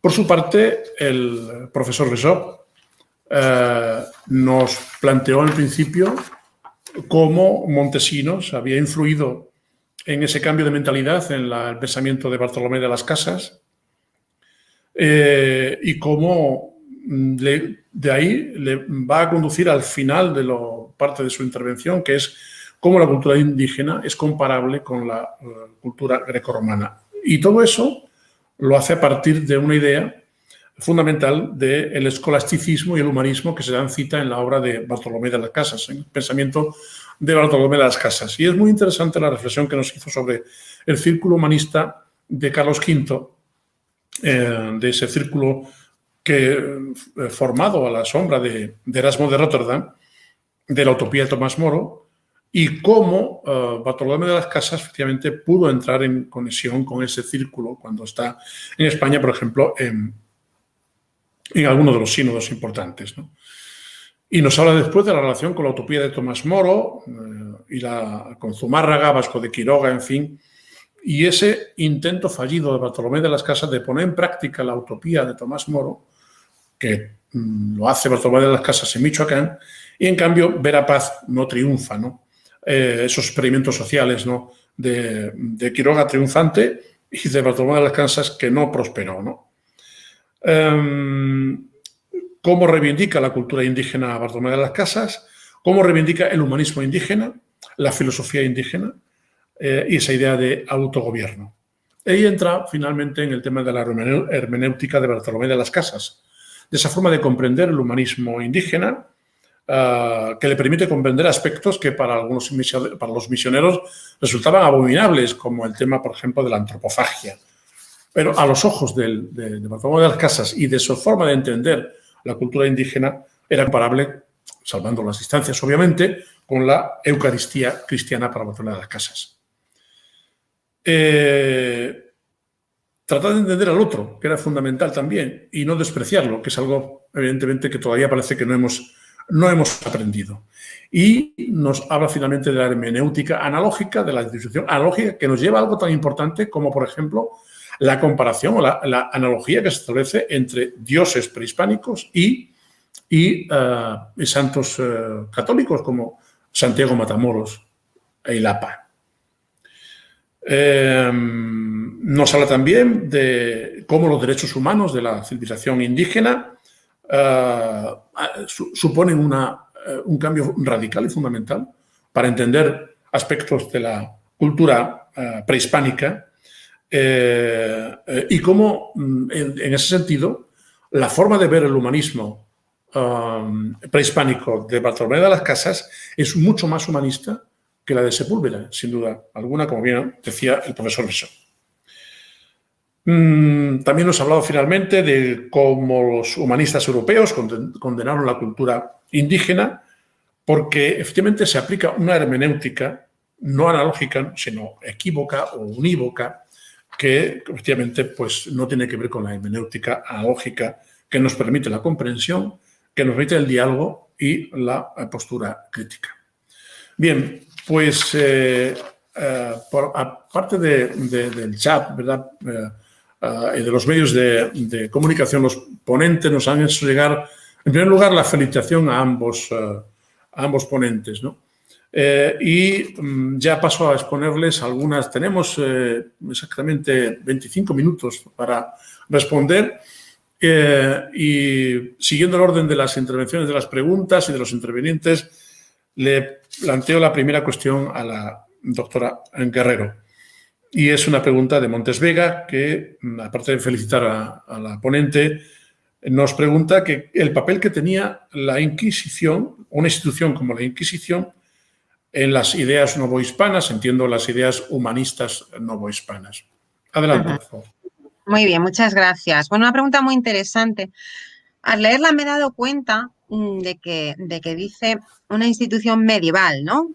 ¿Qué papel tiene la Inquisición como una institución medieval en la filosofía novohispana? Bueno, en primer lugar hay que decir que la Inquisición española no es medieval. La Inquisición española se funda en 1478, precisamente en esta circunstancia en la que hemos hecho notar cómo España se hace cargo de una labor a la que la Iglesia Católica no llega, en este caso, de todas maneras, no tanto porque no llegue, como en el caso de América, sino porque realmente el poder de Isabel y Fernando es tal que crean una Inquisición nacional española, no de la Iglesia. Entonces, la institución medieval es la eclesiástica, atención, no así la española. En ese sentido, es plenamente moderna, porque es una institución del Estado. Es más, se podría decir que junto con alguna otra, es la primera institución nacional que unifica a los dos reinos, tanto de Castilla como de Aragón. Es decir, la eclesiástica, por ejemplo, funcionaba en Aragón, pero la Inquisición española como tal es para todos los reinos. Entonces, en ese sentido, habría que decir que la Inquisición española tiene una labor de crítica, ¿no? De análisis de qué tipo de saberes son aquellos que se están explicando, publicando en los libros, ¿no? Que puedan entrar en contradicción con el dogma y nada en conflicto, por tanto, con el humanismo, si es que estamos estableciendo que este humanismo amigo de las letras y que recoge la antigüedad, que recoge la tradición filosófica de la antigüedad es la que se instaura en la modernidad y es más benéfica que negativa, ¿no? Lo que pasa es que la Inquisición española, de nuevo, insistimos, por culpa de la leyenda negra, se ha reconocido como una institución medievalizante, oscurantista, a causa del atraso científico de España. Y bueno, nada más lejos. El caso, por ejemplo, de las brujas, yo creo que es suficientemente definitivo. La Inquisición española reconocía que las brujas no existían, eran personas enfermas. Es decir, gracias al desarrollo de la psiquiatría en España, la Inquisición española no reconoció la brujería, cosa que en la Europa moderna protestante ilustrada, pues sabemos que por miles fueron quemadas. Entonces, bueno, pues en ese sentido su labor no estaba en sintonía, digamos, ¿no? Con lo que hemos recogido del humanismo hispano.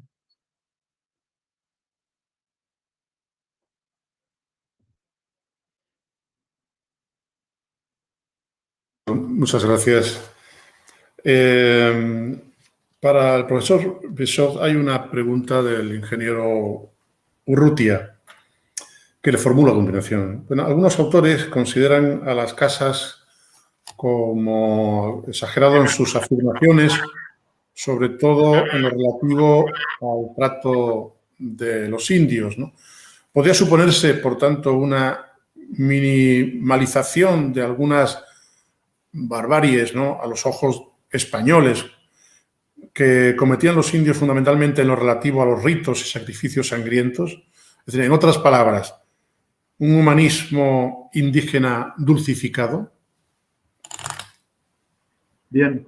Sí, yo creo que Bartolomé de las Casas exageró no solamente al dulcificar el humanismo indígena, sino al narrar, como sabemos en este libro tremendo de la destrucción de las Indias, exageraba muchísimo las crueldades que habían hecho, que habían cometido los europeos, pero era porque no le hacían caso.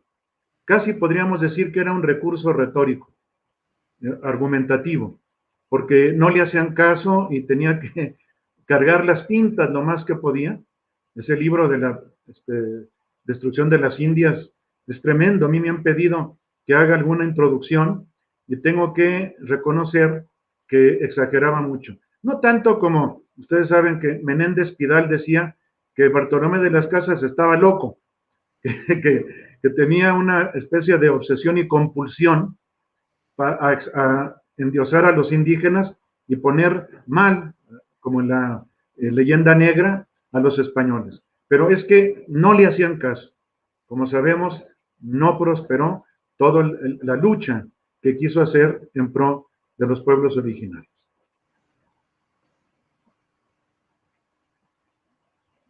Profesor, hay una pregunta para los dos ponentes y como quieran los responden, ¿no?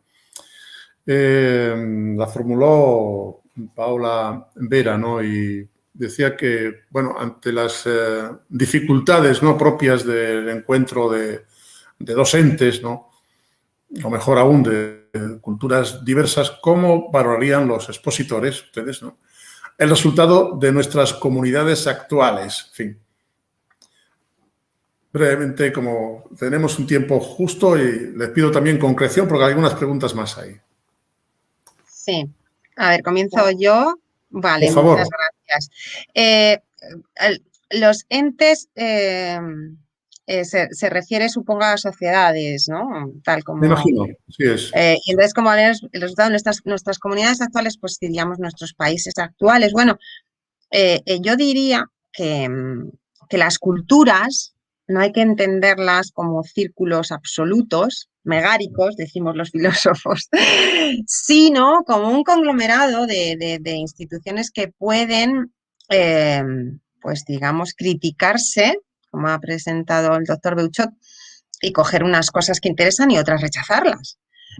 Otra cosa es cuál sea pues diríamos, la estructura o la columna vertebral de una cultura que hiciera que fuese inasimilable y tan solo quizás pues coger algunos elementos, pues yo que sé, relativos a gastronomía, indumentaria, etcétera, pero digamos las instituciones básicas, pues como hemos dicho, la religión asociada a la antropofagia, etcétera, eso no hay diálogo posible, ¿no? Eso está claro. Entonces, nuestras comunidades actuales, si hablamos de la comunidad hispánica, en el sentido en el que yo he querido presentarla en la ponencia y en esa medida agradezco la pregunta para así poder cerrar de mejor manera lo que he dicho.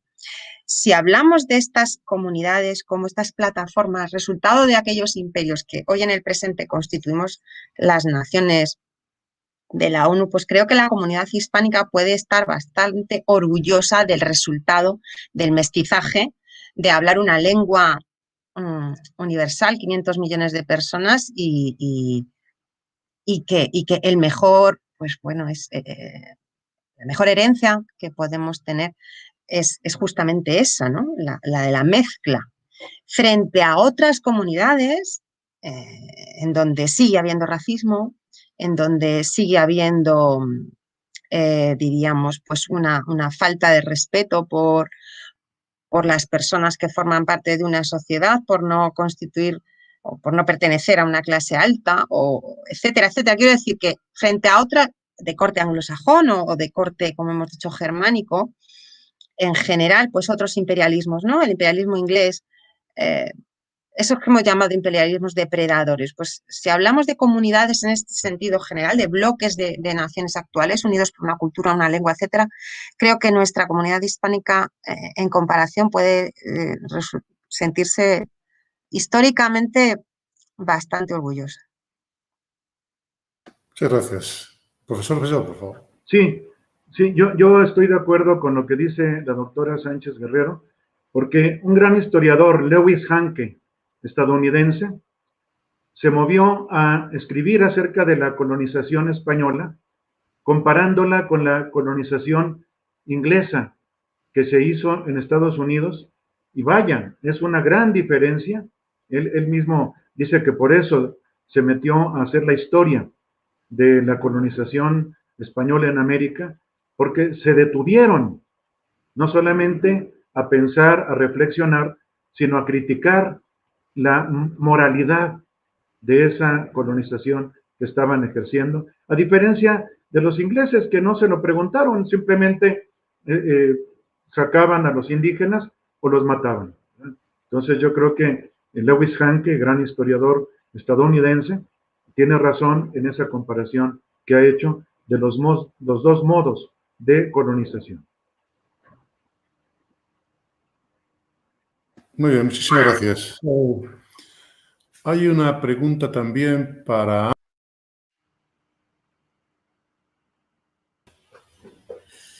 Tenemos otra pregunta para ambos ponentes y esta pregunta la realiza Luis Ignacio Arbezu, Juan José Blázquez, y nos pregunta, frente a los retos de una globalización economicista depredadora, digamos entrecomillado, ¿qué puede hacer lo regenerante, sobre todo en nuestros países, ¿no? Hablando en este caso de España y México, y agradecería mucho su opinión al respecto.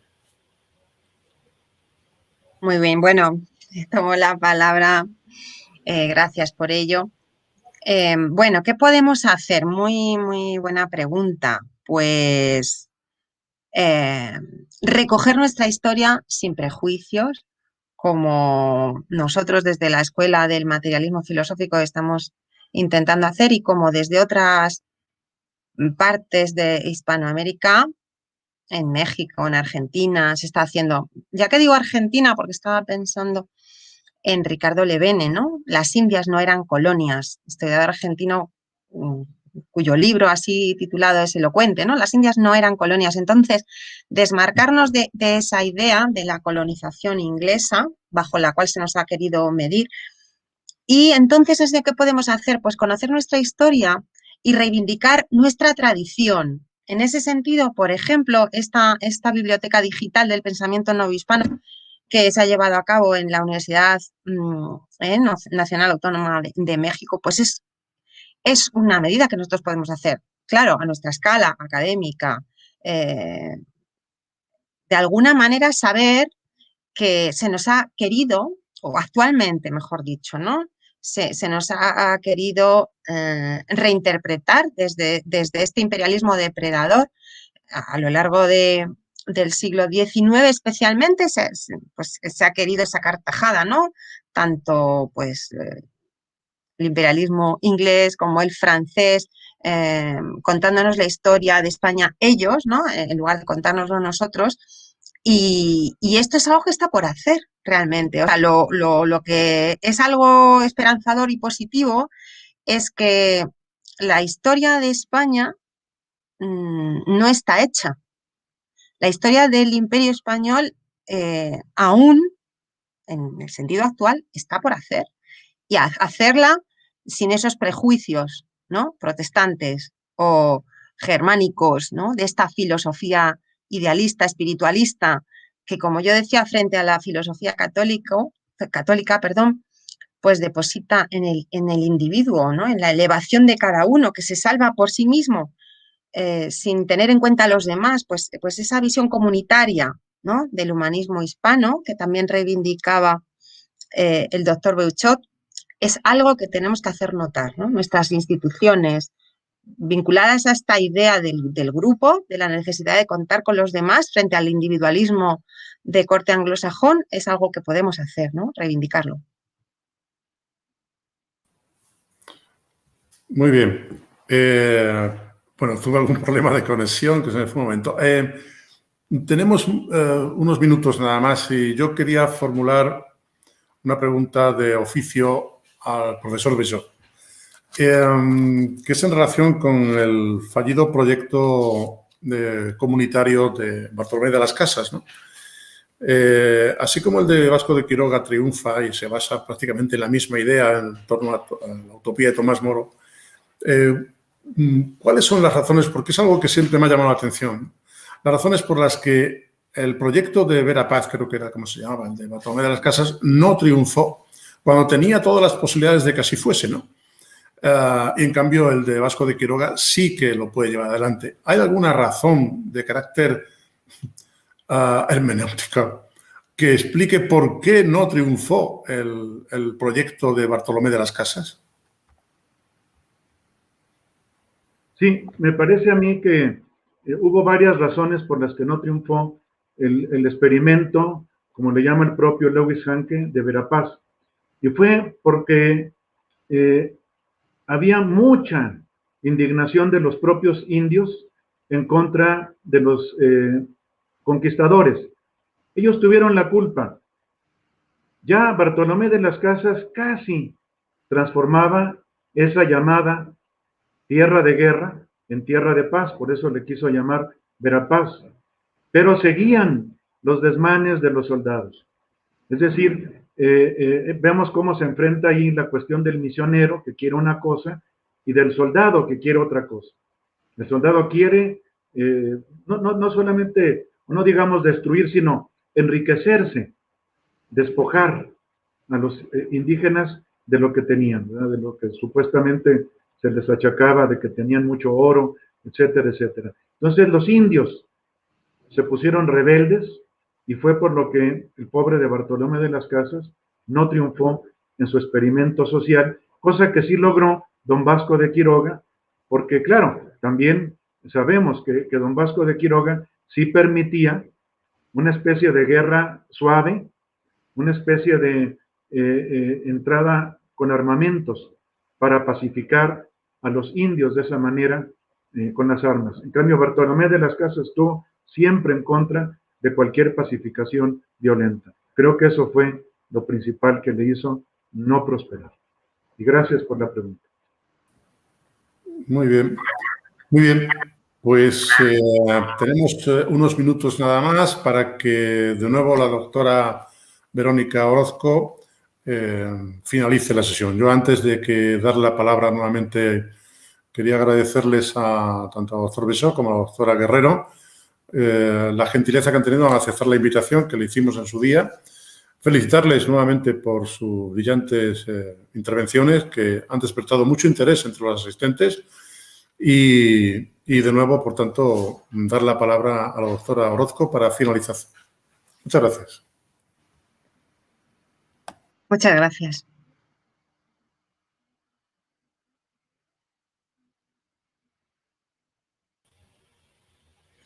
Pues muchas gracias, Javier.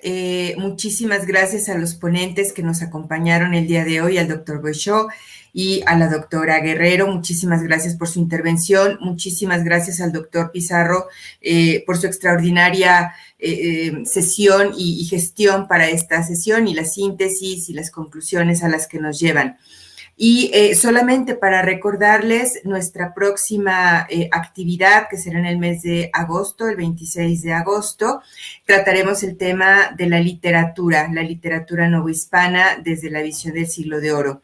Y tendremos como invitados a la doctora Robin Rice y al doctor Noé Blancas. Están cordialmente invitados y no quiero perder la oportunidad para agradecer a todos y cada uno de ustedes que están siguiendo estas sesiones y que no olviden, por favor, realizar sus registros dentro de nuestro micrositio. Las ligas siempre las estamos compartiendo en el chat para que puedan colocar allí su registro de asistencia y puedan ser acreedores al final de todo este ciclo a sus constancias de participación. Muchísimas gracias, buenas tardes a México y buenas noches a quienes nos siguieron desde España. Hasta la próxima, muchas gracias.